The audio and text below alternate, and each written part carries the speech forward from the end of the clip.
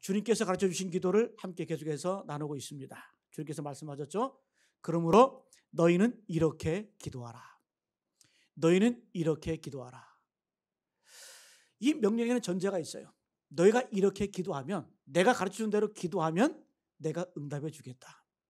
반드시 응답이 있을 것이다 라고 하는 약속이 담겨져 있습니다. 오늘은 네 번째 기도인 일용할 양식에 대한, 오늘 우리에게 일용할 양식을 주시옵고입니다. 지금까지 주기도문의 기도는 하나님을 위한 간구, 하나님 중심의 기도였습니다.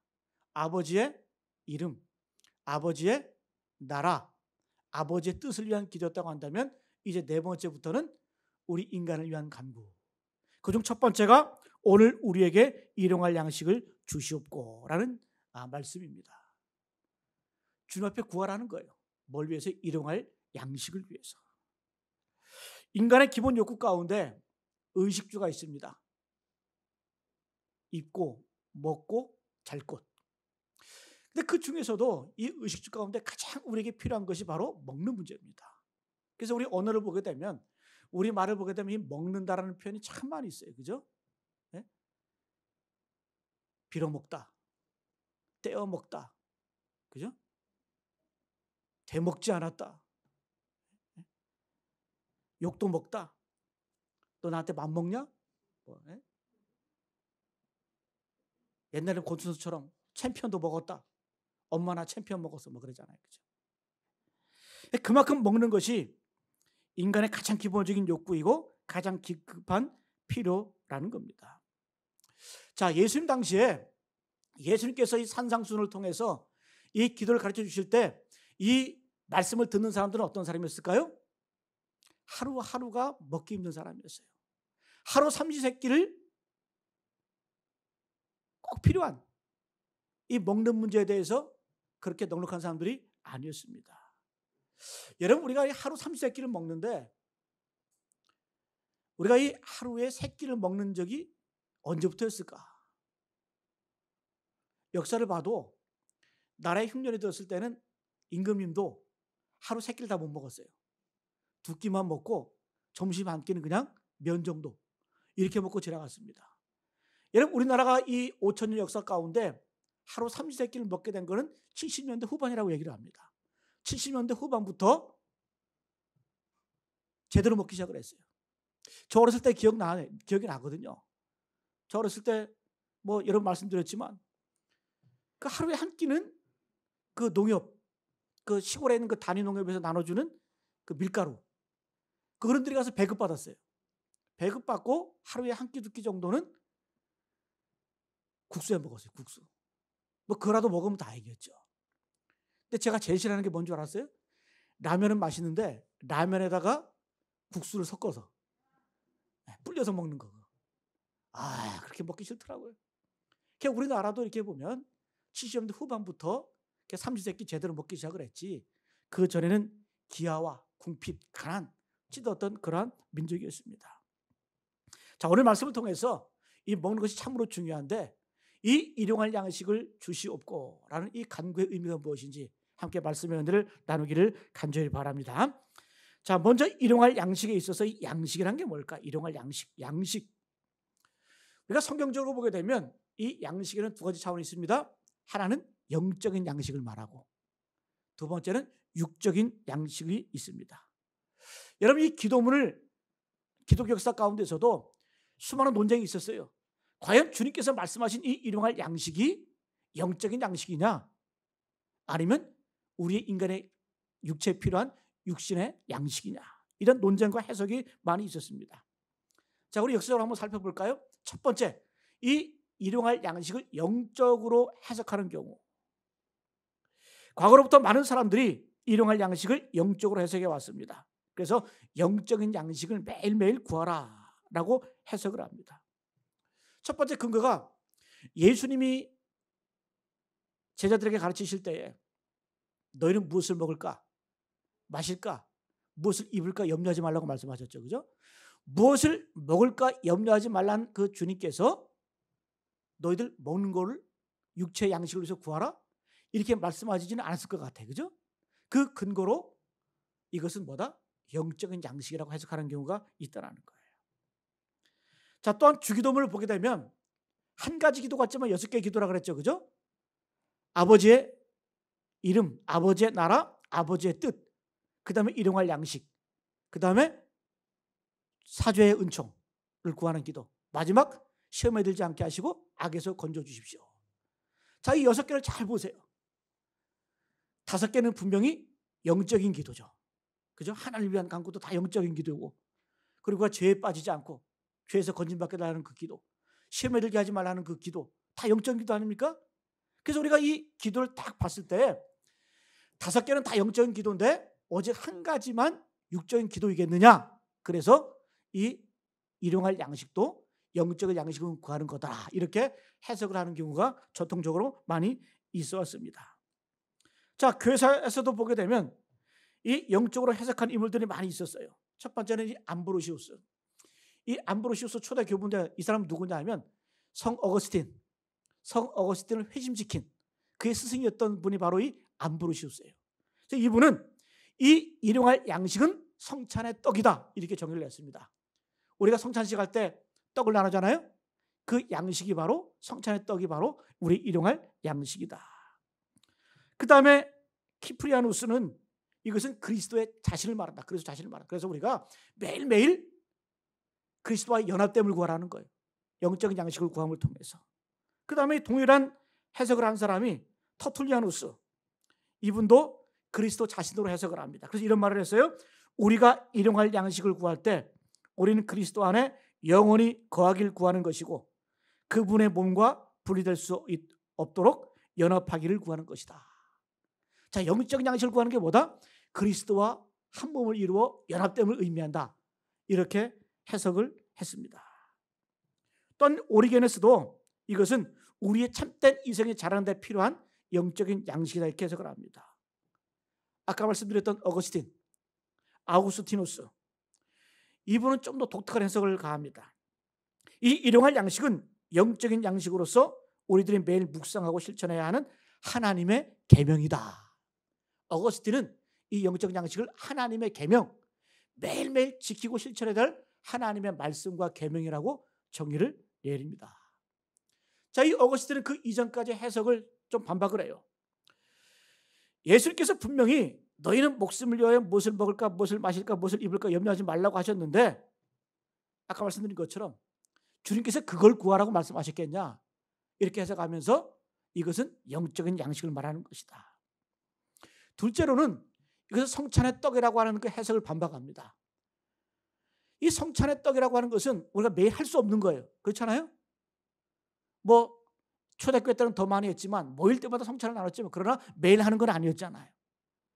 그러면 주님께서는 오늘 우리에게 일용할 양식을 달라고 하면서 매일매일 할 수 없는 성찬을, 떡을 나누기를 구하기를 원하셨겠냐? 그러지는 않았겠다라는 거예요. 그래서 이 어거스틴이 해석하는 건 뭐, 이것은 우리가 매일매일 지키고 따라야 될 하나님의 계명이다, 이렇게 해석을 합니다.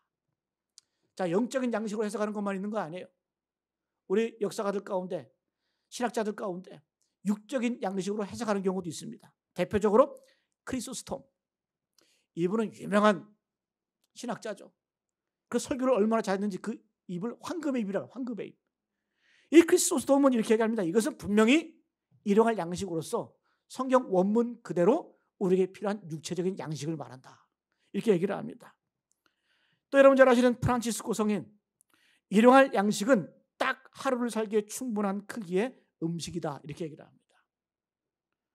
그 다음에 라틴 4대 교부 가운데 한 분인 히에로니무스는 두 가지 다다. 이것은 좀 편하죠, 그죠?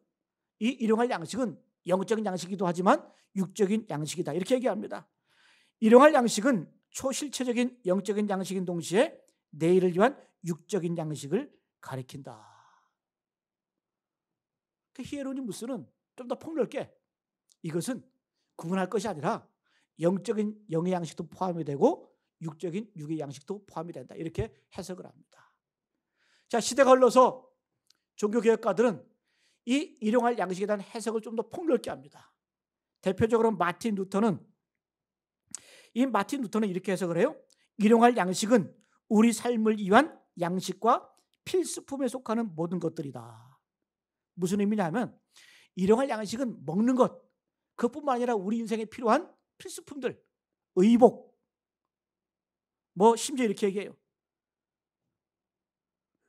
의복, 친구도 양식이다 이렇게 해석을 합니다. 좀 더 확대했죠, 그죠? 그래서 우리 인간에 필요한 모든 것들이 다 필수품들이 다 우리의 양식이다. 이걸 구하라는 거예요. 또한 마틴 루터는 여기에다 이제 이런 말을 덧붙여요.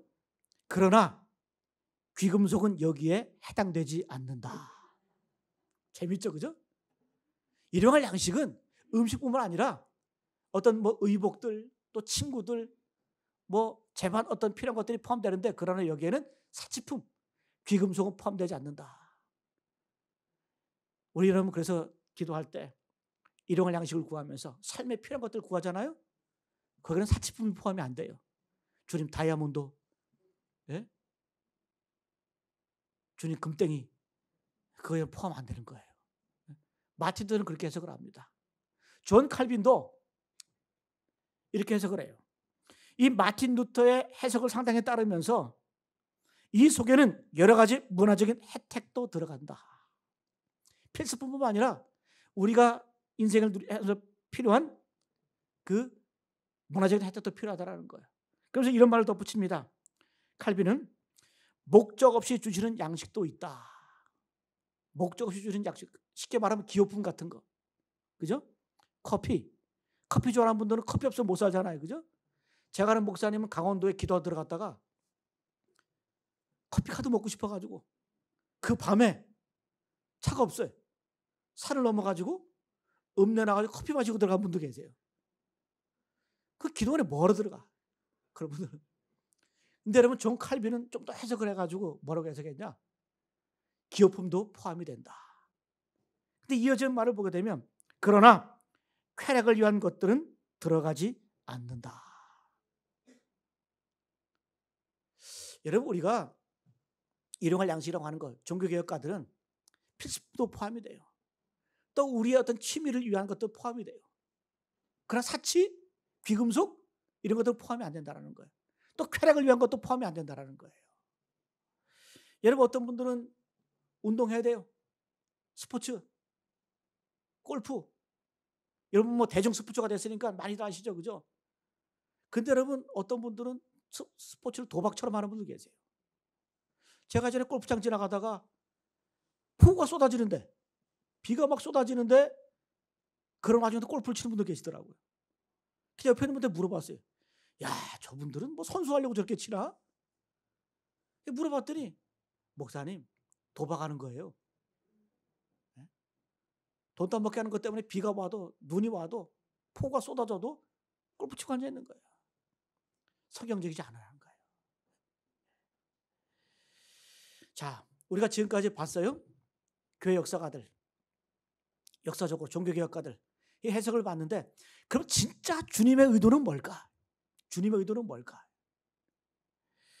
자, 일용할 이 양식에 대한 이 헬라어 원어가 일용할 양식 에피우시온인데 이 단어의 해석이 참 어려워요. 왜 어렵냐면 이 에피우시온이라는 이 단어가 이 기도문에 딱 한 번 쓰였어요. 다른 성경에는 나와 있질 않아요. 그 해석이 어려운 거예요. 또 이 당시에 다른 법전이나 고전이나 이런 문학서를 찾아봐도 이 에피우시온, 양식이라는 단어가 나와 있질 않아요. 그 해석이 어려운 거예요. 그러니까 여러분 역사가들이나 종교개혁가들이 나름대로 해석을 한 거겠죠, 그죠? 그런데 이 헬라어 에피우시라는 단어가 왜 안 쓰였냐? 여기만 딱 한 번만 나오는데, 이 에피우시라는 단어는 헬라어 가운데 두 가지 헬라어가 있거든요. 하나는 코인의 헬라어.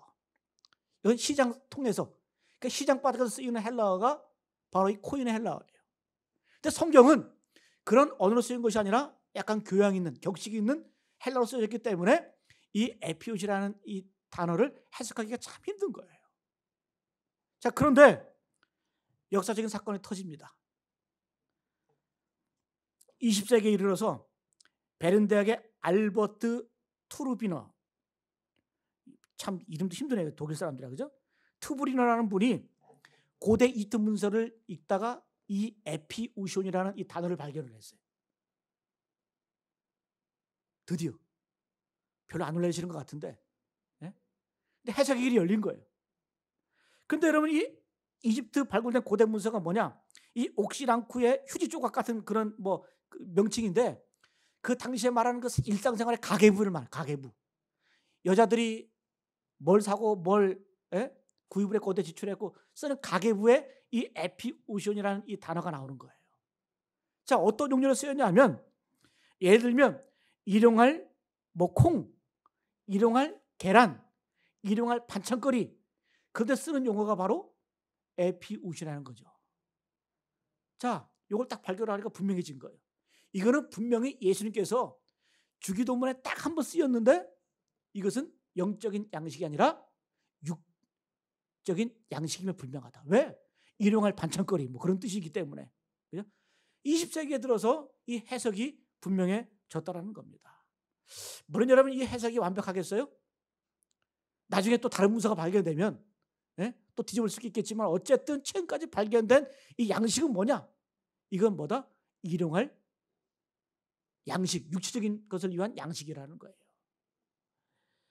자, 그러면 이 모든 것들 다 종합했을 때 결론적으로 이 양식은 뭐냐? 인간의 존엄성과 가치들이 짓밟히지 않는 모든 삶의 조건들을 말하는 거예요. 이렇게 해석할 수 있는 거예요. 여러분, 우리가 주님 앞에 기도할 때, 주님, 오늘 우리에게 일용할 양식을 주시옵고, 구할 때는 먹는 문제뿐만 아니라 또 하늘 양식뿐만 아니라 우리 인생에 어떤 필요한 필수품들 말하는 것이고, 또 때로는 또 기업품도 말하는 것이고, 또 더 나아가서 우리 삶의 모든 우리 인간의 존엄성을 유지할 수 있는 모든 삶의 기반들을 말하는 거예요. 그래서 여러분, 우리가 이런 기도를 할 때 우리 사명이 발견되죠. 여러분, 이 땅에서의 모든 부조리, 사회적인 환경, 교육, 정당한 법치, 어떤 정치적인 여건들이 이 양식 속에도 들어간다는 거예요. 그래서 우리는 기도해야 돼요. 주님, 이 나라와 이 민족이, 온 세계가 불평등, 또 부조리, 이런 것들 우리 삶에서 제어지게 하여 주옵소서. 이런 기도가 바로 여기 담겨져 있는 거예요. 오늘 우리에게 일용할 양식을 주시옵고. 여러분, 이렇게 해석을 해보면 얼마나 위대한 기도입니까? 얼마나 큰 기도예요. 삶의 전반적인 모든 것 다 포함하는, 또 인류 역사, 어떤 삶의 모든 것들을, 인간의 존엄성을 유지할 수 있는 그런 기도가 이 기도 안에 들어가 있다는 겁니다. 여러분, 이런 기도하시기 간절히 축복합니다. 그래서 그리스도인의 사명은 뭐예요? 인간의 존엄성이 지킬 수 있는 세상을 만드는 거라는 거예요. 이 기도에 그런 사명이 포함되어 있는 줄로 믿습니다. 자, 그러면 우리가 이제 해석을 간단하게 했습니다. 그러면 이 일용할 양식을 어떻게 먹을 것인가? 어떻게 먹을 것인가? 잘 보세요. 먹는 것이 올바르지 않으면 삶은 반드시 타락하게 됩니다. 잘 먹어야 돼요? 제대로 먹어야 돼요? 그래서 유대인들은 성경적으로 보면, 레위기를 보게 되면 먹지 말아야 될 것과 먹을 것을 분명히 구분했어요. 그런데 먹지 말아야 될 음식들, 대부분의 음식의 특징이 뭔지 아세요? 스테미너 음식. 사람의 말초신경을 자극하는 그런 음식은 대부분 금했어요. 여러분, 로마 시대 때 이 먹는 것 때문에 타락을 하기 시작했거든요. 20세기 요리사 가운데, 프랑스의 요리사 가운데 유명한 요리사가 있어요. 레이몽 올리베라는 이 요리사인데, 이분의 책에 보게 되면 로마 시대에 어떻게 먹고 살았는지, 이 귀족들이 그걸 상세 기록을 했는데, 제가 잠깐 읽어드릴게요. 고대 로마 식사의 방탕함을 이렇게 기록했는데, 잘 들어보세요. 가장이 초대하는 만찬에는 손님은 4-5명이고 가장의 부인과 가족 또는 친척이 함께했다. 식사는 5시에 시작되어 8시에 끝이 났다. 그리고 가족들은 물러가고 뒤이어 여자, 악사, 소년들을 불러들였다. 저녁 식사가 5시부터 8시까지인데, 그 식사를 할 때는 가족들과 같이 먹다가 8시가 되면 가족들은 사라지고 여자들을 불렀다는 거예요. 악사. 그 다음에 U자형의 중앙에 다양한 요리를 장식한 테이블이 옮겨진다. 테이블은 접시를 여러 단을 쌓아 만들었는데 한 차례 다 먹고 나면 새로운 요리를 가득 쌓은 테이블이 운반된다. 그들의 식사는 1부와 2부로 나뉘는데 2부는 식사를 하면서 점차 파티로 바뀌게 된다. 그 다음에 쭉 마지막에 보면 식사가 끝나갈 즈음 여자들의 옷을 벗기기 시작한다. 그리고 바카스 앞에서 건배를 하며 아프로디테에게 희생을 바친다. 여러분, 아프로디테 여신 아닙니까? 음란의 신 아니에요? 그냥 먹는 걸로 끝나는 게 아니라 먹고 난 다음에 누굴 불렀다 그래요? 여자들, 악사들, 소년들을 왜 불렀어요? 동성애를 말하는 겁니다. 그게 단순히 먹는 걸로 끝나는 거 아니라 먹으면서 파티로 이어졌고 그것이 뭐예요? 음란한, 그러니까 성적인 타락으로 이어졌다는 겁니다. 그래서 여러분, 이 음식에 대한 방탕은 다른 모든 욕망에 대한 방탕을 여는 문이기도 해요. 그래서 베드로 후서 말씀 보게 되면 이렇게 말씀하잖아요. 너의 신은 배다. 먹는 거 따라가고 탐욕 따라가는 거 그거 옳지 않다라는 거예요. 하나님의 염려가 어디서 나옵니까? 가난할 때, 고난당할 때 그때 염려하신다 말씀 아니죠? 너희가 가나안 땅에 들어가서 먹고 배부르고 풍요로워질 때 나를 잊을까 염려하노라 이렇게 말씀하시잖아요. 그래서 우리가 먹는 거 제대로 잘 먹어야 돼요. 중국에 유명한 식당 있잖아요. 첸루던가 그 북경오리, 그죠? 이 북경오리 우리나라도 있는데 이 북경오리 집이 청나라 때부터 이어져 왔다는 거예요. 그게 그 식당이 한 140여 년 동안 쭉 이어져 오는데 그 북경오리, 그 오리 요리가 거르고 따라갈 수 없는 참 맛있는 요리, 특별한 요리라 그래요. 그런데 어떻게 그렇게 맛있는 이 오리 요리를 만들 수 있을까? 그 요리, 이 오리를 키우는 방법이 참 특이하다 그래요. 이 오리를 어떻게 키우냐면 노상에다가 이렇게 흩어놓고 키우는 것이 아니라 좁은 공간에다가 가둬놓고 움직이지 못하게 한다는 거예요. 여러분, 오리가 많이 움직이게 되면, 운동량이 많아지게 되면 지방은 지방끼리, 근육끼리 따로 분리가 된대. 근데 고기가 맛이 없대. 어떤 고기가 맛있냐? 이 살 사이에 지방이 착착착 스며들어가야 그 고기가 맛있다는 거예요. 그래가지고 이 오리가 움직이지 못하게 가둬놓고 그렇게 먹는다는 거예요. 동물 학대죠. 여러분, 우리 나라에도 치킨집이 중국집보다 많다 그러잖아요. 닭 키울 때 어떻게 키우는 줄 아세요? 꼼짝 못하게 그냥 그 자리에 먹이만 주고 그 실내에서 그렇게 키워요. 그래야 맛있대. 여러분, 바로 이 음식을 어떻게 먹냐에 따라서 우리 인간성이 비인간화될 수 있다는 거예요. 뭐 그렇게까지 꼭 먹어야 될 필요가 있나? 보신탕도 옛날에 우리 먹을 때 그랬잖아요. 목에 매달아가지고 그냥 처마에 매달아가지고 개고기는 두드려 패야 맛있다고. 그러니까 패고 그랬잖아요. 저는 그거 봤어요. 많이 봤어요. 어렸을 때 시골에서 그 먹는 거. 그 얼마나 여러분 잔인합니까? 그게 먹는 게 타락을 하면 다른 것도 타락하는 문이 될 수 있다는 거예요. 그만큼 먹는 문제가 참으로 중요하다는 겁니다. 그래서 중세시대 때는 먹을 때에 5가지 규칙이 있었어요. 첫 번째, 오늘날도 해당이 됩니다. 저는 이거 설교 준비하다가 오늘날도 참 이렇게 먹는 게 중요하겠구나 이게 느끼게 됐어요. 첫 번째, 니미스. 너무 양적으로 많이 먹는 것. 너무 많이 먹지 말라는 거예요. 너무 많이 먹지 말라는 거예요. 두 번째, 아르덴테르라 그래서 음식을 먹을 때 꼴사납게 열심히 먹는 것. 저 품 있게 먹으라는 거예요. 밥 먹을 때.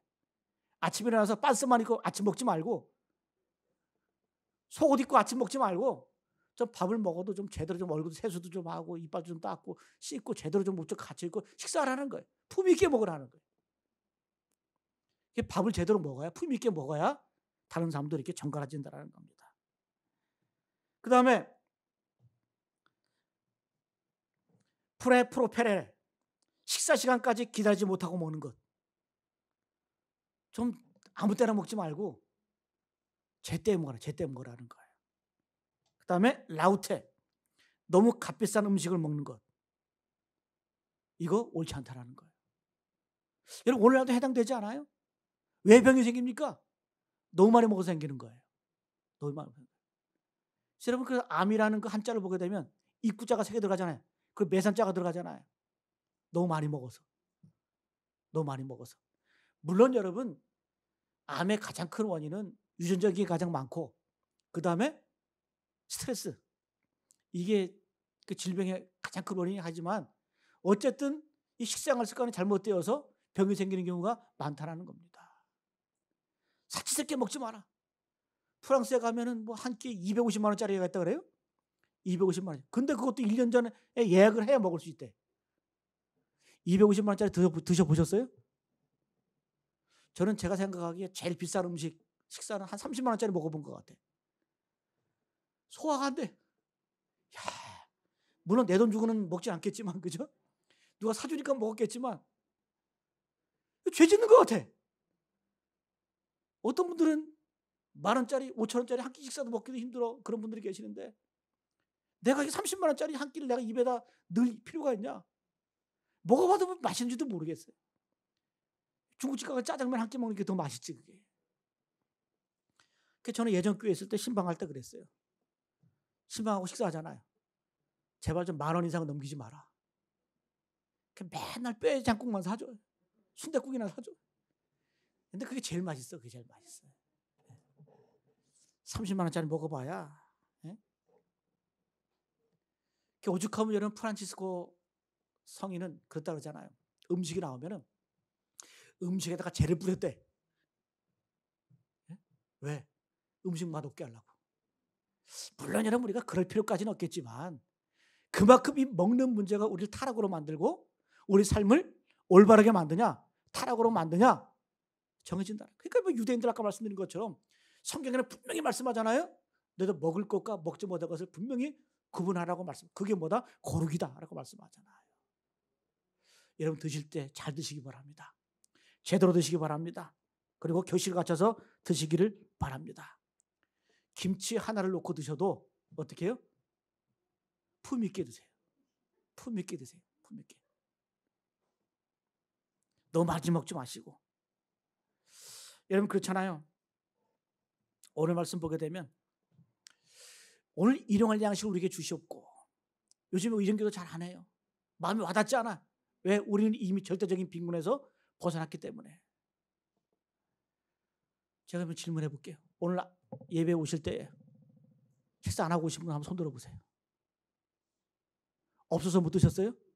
그건 아니잖아요. 그죠? 바빠서 안 먹거나 때는 속이 안 좋아서 안 먹는 경우가 있지. 그러나 우리가 눈을 잠깐만 돌려보세요. 우리 형제인 북한 한번 보세요. 저는 이 북한 쪽을 많이 가봐가지고 여러 번 가봐가지고 그분들 삶을 알거든요. 통계를 내보니까 북한군 이 키가 162cm래요. 북한 군인들. 우리나라 군인들보다 약 10cm가 작다라는 거예요. 북한 군대 평균 몸무게가 몇 킬로인 줄 아세요? 48kg. 실제 그래. 제가 북한 적경에 가보면 북한 군들 보면 꼭 우리나라 그 중학생들, 초등학생 그 고학년 아이들에다가 옷 입혀놓은 것 같아. 저기 함경도 해산시 그쪽은 북한하고 중국하고 또랑 하나 사이, 또랑 하나만 건넌 북한이에요. 근데 그쪽에 가봐서 북한 군들 이렇게 보잖아요.